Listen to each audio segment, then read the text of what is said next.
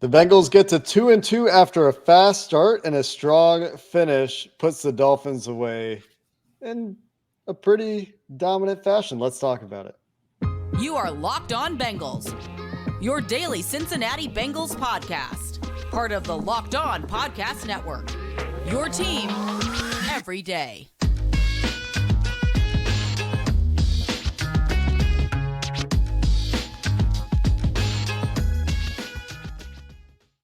Bengals fans, and welcome to another episode of the Locked On Bengals podcast. I'm your host, Jake Lisco. He's your host, James Rapien. We're covering your 2-2 Cincinnati Bengals every day here on the Locked On Podcast Network, bringing you free coverage on YouTube, on anywhere you get your podcasts. We appreciate all of you who subscribe, who make us your first listen. This episode brought to you by Brightco Jewelry and Watch Insurance. Brightco brings you comprehensive, fast, and affordable jewelry insurance for as low as $5 per month. Go check them out at bright.co/locked on. And James, another strong start. That's 2 in a row.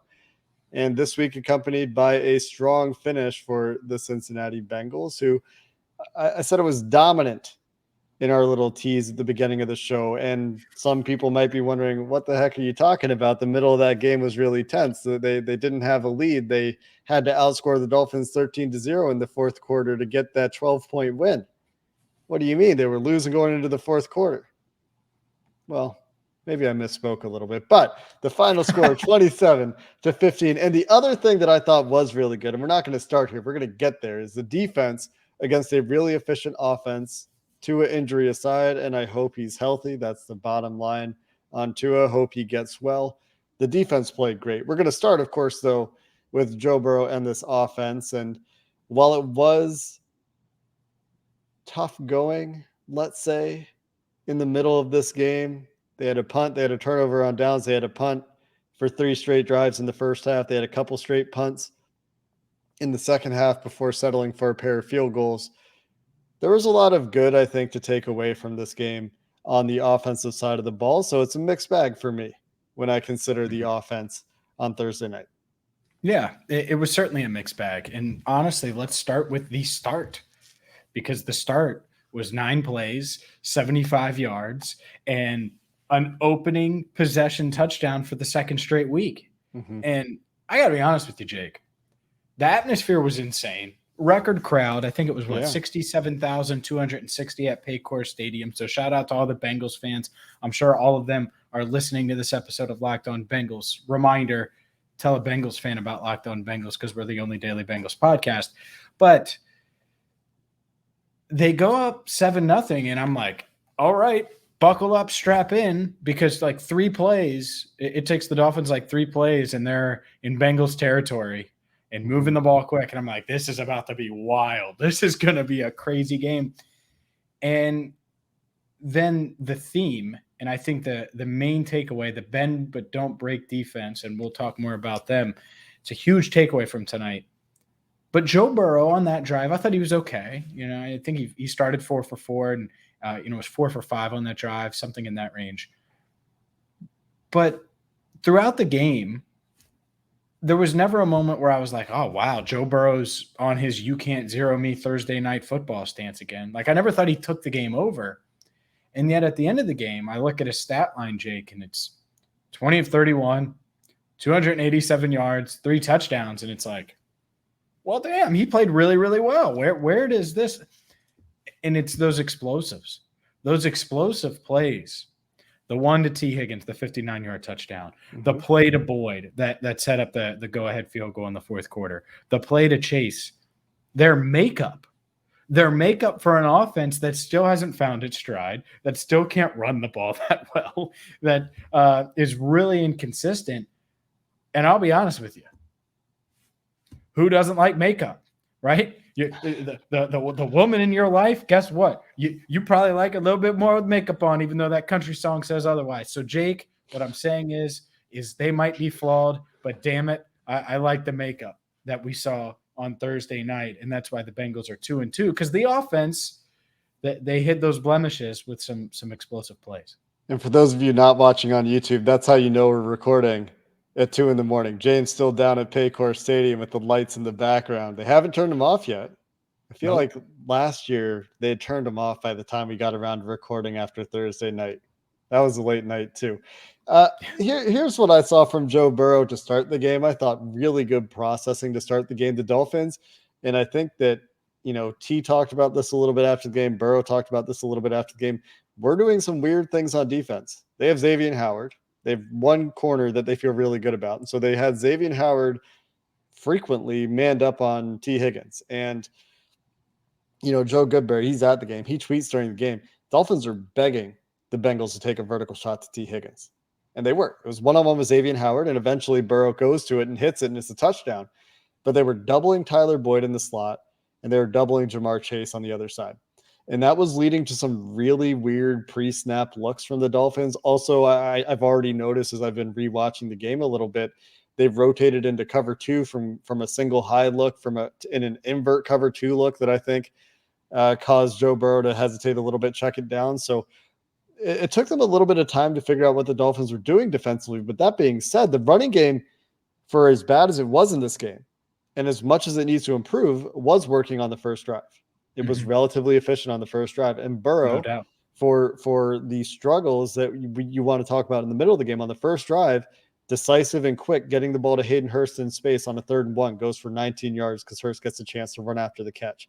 Decisive and quick against the zero blitz look. I think it was the only zero blitz look, according to Burrow, that they saw in the game, where they motion Tyler Boyd in on the right side to help pass protect. He gets out of smoke really quick to T. Higgins, makes Xavier Howard miss. T. Higgins could have been running a long way on that play if he doesn't trip. So talked about the adjustments they had there. And then, oh, by the way, also T. Higgins, who had a great game, hurt his leg on the very first drive of the game. On the second to last play of that first drive of the game, or third to last play, something like that, of that first drive, hurts his leg. Mixon on the next play takes it in for the touchdown. It's a sprained ankle. Okay, so it was an ankle. I wasn't sure if it was ankle or calf or something, but he left the game a few times and came back in and played through it. Yeah, so he got it taped and then got it retaped in the 3rd quarter. Gotcha. Already told us that he's playing in week 5. Well, he has a lot of time. And we'll see how he feels. He played great through this one. So, maybe it swells up on him. Who knows? Hopefully he's okay. Fantastic game for him.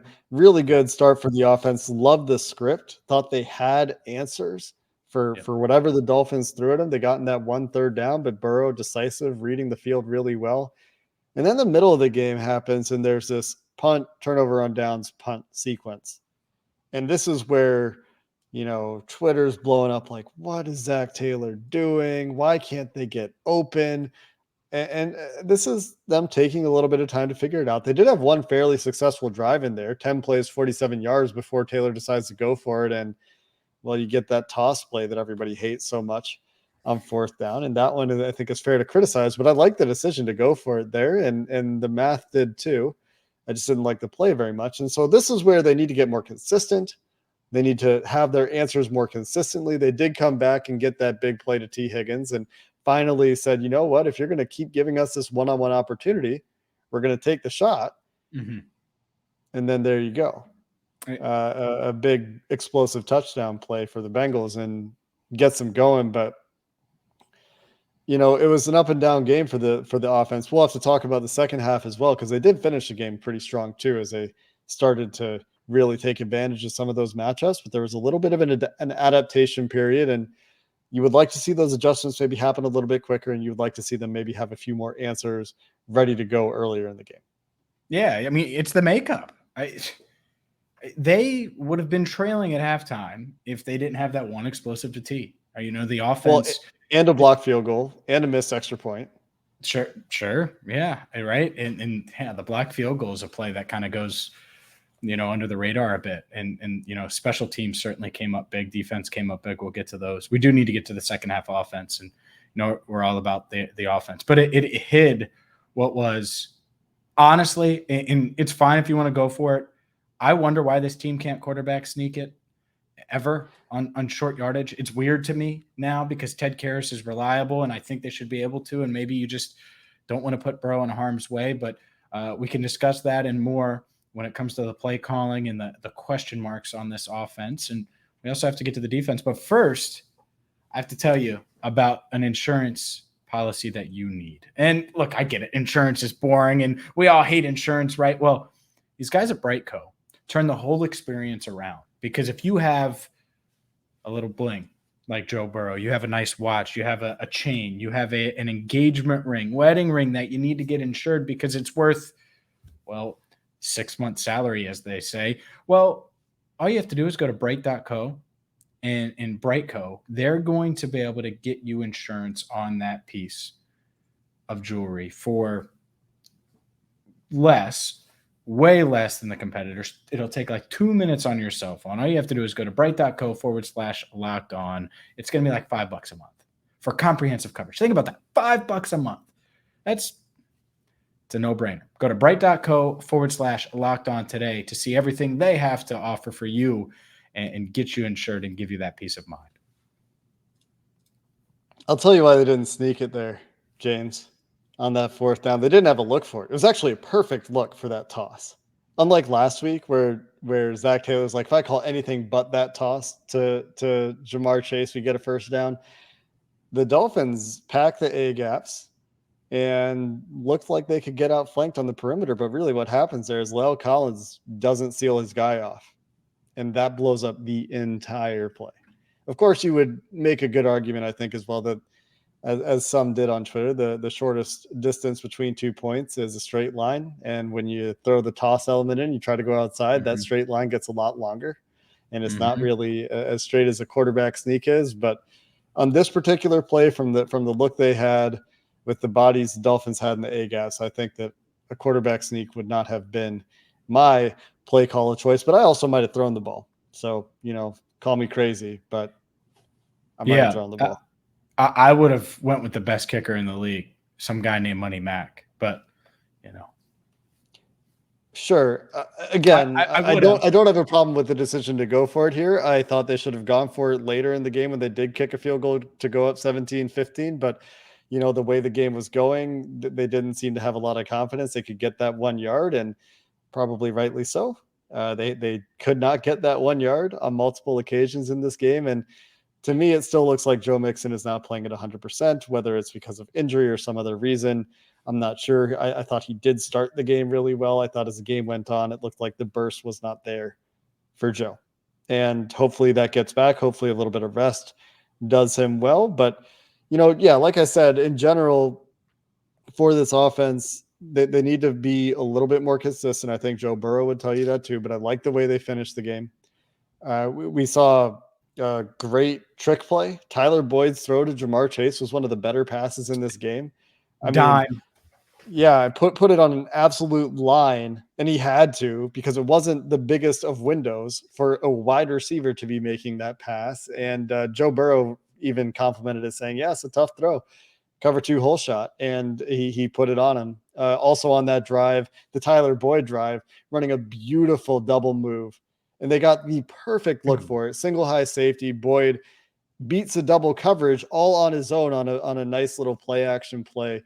And this is where the encouraging things happened for me with this offense, James, was a few of the play designs that they called late in this game, this being one of them, starting to take those vertical shots, the play action leak to Hayden Hurst for the game sealing touchdown. Those were all beautiful play calls. And they even had another one that they didn't hit on that I really liked.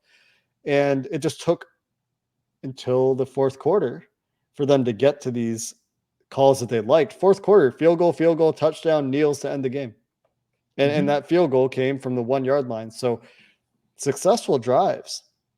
The other one was a 57-yarder, so some opposites there, but some successful drives for this team to end the game, and it's just that middle that they need to sort out now, because the script has been great for 2 weeks, and they've closed the games out, especially this week. I thought they did a great job closing this game out, and that's a reason, I think, to be encouraged, even if you do have a little bit of skepticism because of the way the middle part of the game went. Yeah, no doubt. And this is a good transition point, because there's plenty of good with the offense, and there's still plenty of bad and room to improve. But, and we said this the first 2 weeks, this defense kept them in the game the first 2 weeks, but they didn't make explosive plays that were necessary to get them over the top. Well, they did that today.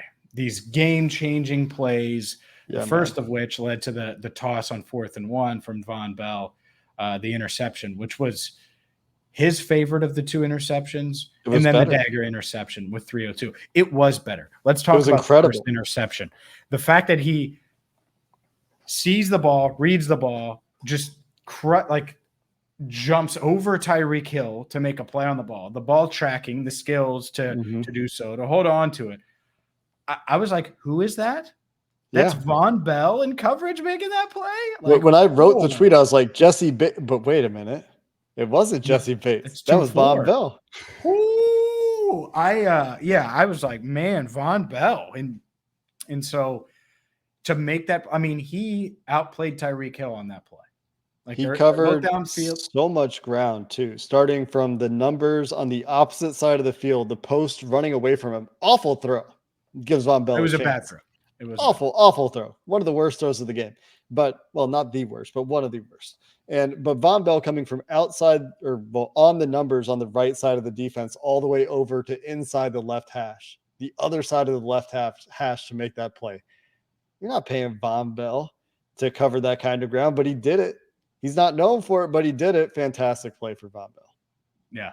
And to not just make a play on the ball or make sure Tyreek doesn't catch it, but you're catching it and flipping the field and getting the ball back to your offense. I mean, just huge. And then the second interception, obviously, 3 minutes left in the game.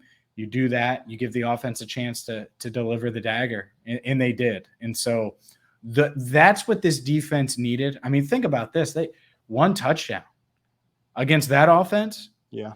And Teddy Bridgewater can still play now with that offense. I mean, it didn't feel much different. I know there's going to be Dolphins. Yeah, there's going to be Dolphins fans that are like, oh, well, Tua didn't get hurt. And I hope Tua is okay. And it sounds like he, had movement in all of his extremities and is traveling back to Miami, which is great news. You never want to see that. But I didn't think there was much of a drop-off they were able to run everything that they ran. And so is Tua a little better than Teddy? Sure. But I think it was close. I mean, think about the deep ball to that Teddy Bridgewater threw to Tyreek Hill, and an outstanding play by Hill. Hill was great tonight. Just wasn't enough. Yeah, he did hold Eli Apple, which could have been a tackle for loss for Eli Apple. Eli Apple, this is a Ben Baby stat here.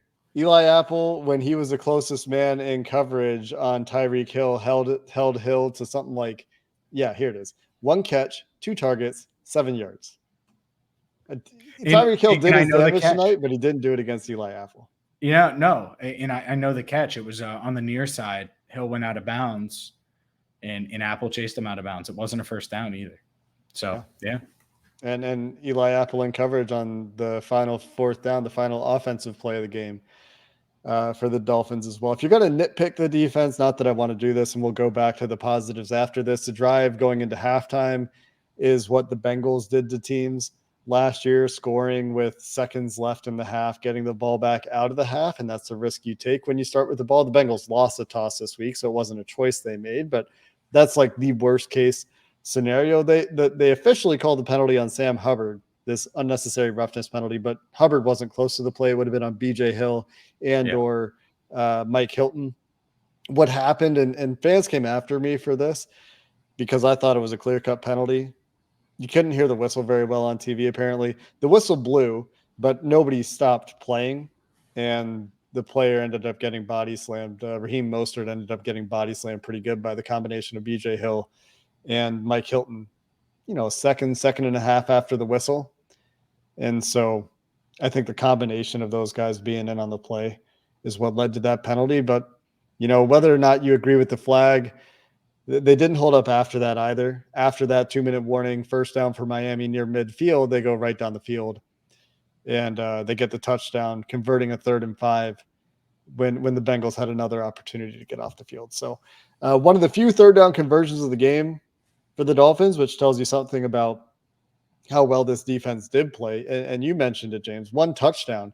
That touchdown snapping a 24 drive streak for this Bengals defense of not giving up a touchdown, and is the only touchdown they've given up Well, it's a lot more than 24 drives now. More to talk about with this defense, James, and how the Bengals finished the game. And we'll go there to finish up the show coming up next.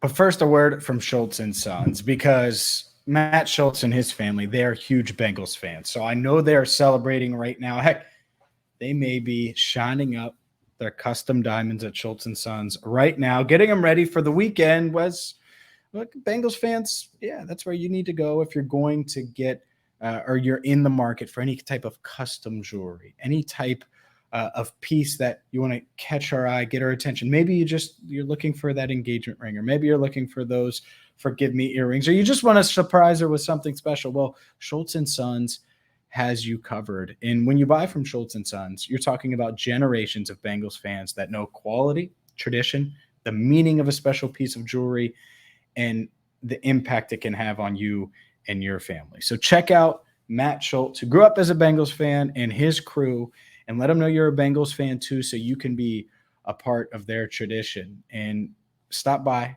Make sure you tell them that Locked On Bengals sent you. And like I said, they are a Cincinnati tradition. Matt Schultz and his family do a great job. Awesome. If you want more information, go to schultzdiamonds.com. That's SCHULZ diamonds.com. And remember, when it has to be perfect, it has to be Schultz and Sons.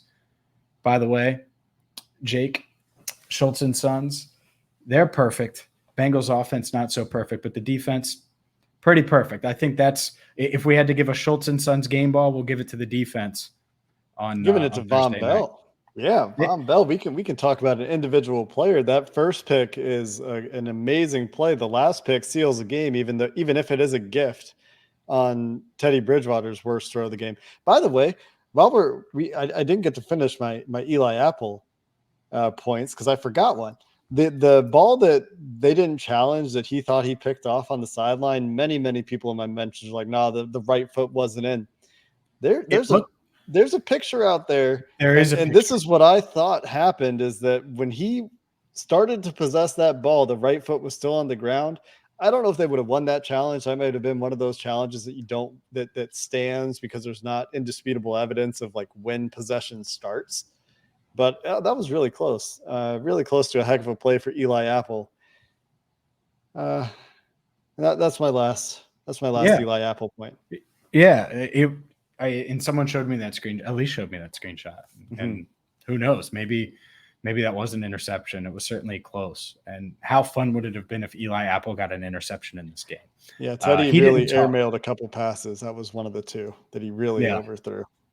Yeah. And so there's the little bit of a drop off, I think. But Tua had some bad throws too, like we mentioned. So, the other thing that I want to hit on, just so, and you mentioned it, we talked about it, Evan McPherson.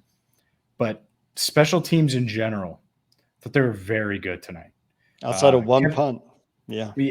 Kevin Huber pinning Tyreek Hill inside the 15-yard line, making him fair catch it in the first half. I thought that was a big one when he was back there. The fact that Trent Taylor had a big return. You had the blocked field goal.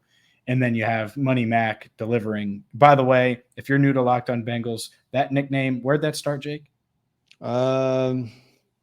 Yeah, no, that was you, I think. And we can give it to the podcast. It doesn't matter. But the point is it's crazy. I'm hearing this guy on commercials now saying Money Mac, and Dan Horde uses Money Mac, and the national announcers use Money Mac. Well, where did that start? Well, I wonder. Yeah. It's sometimes wild. we're trendsetters. I don't even want credit. I just think it's awesome. Like, you don't want credit? Money Mac. I think you should have credit. Define credit. I mean, I think it's cool. That's all. Yeah. All right. That's fine. Yeah. The special teams tonight was great. Trent Taylor had a big punt return as well. I'm not sure if you caught that one or not, but there was, okay, my bad. There was one bad punt from Kevin Huber. Really the only blemish actually Kevin Huber had a couple plays, but the only blemishes. He manages to recover the first PAT of the game. Huber mishandles it badly. Barely got that. Like he put it flat on the ground long wise.